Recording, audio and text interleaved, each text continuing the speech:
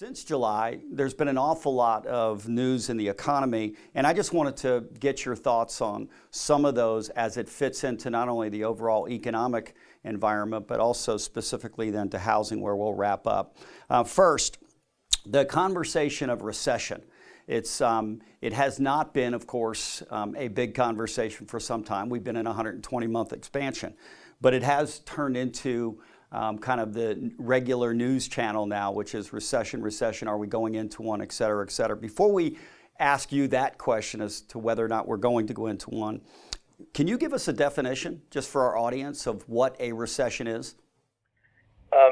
Yes, there's an organization called the National Bureau of Economic Research, which actually is the defining organization for when a recession starts or when it ends.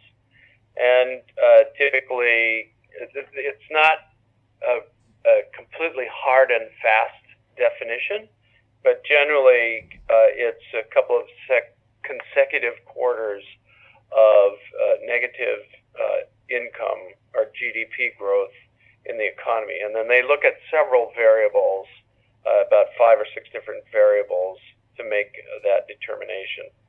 So it's a little bit vague, but that's how economists keep their jobs, right?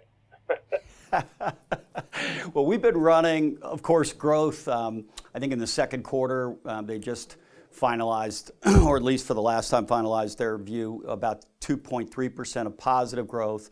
So there's no recession, obviously, so far this year.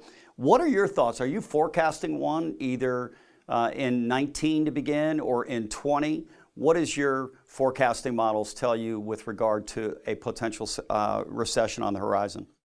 Yeah, we don't have a recession in our formal forecast in either 2019 or 2020. We do have growth slowing into 2020 down to around 1.5%. When you get that slow of growth, it's possible that some shock, most people are talking about trade as the potential shock, could occur and tip you over into recession.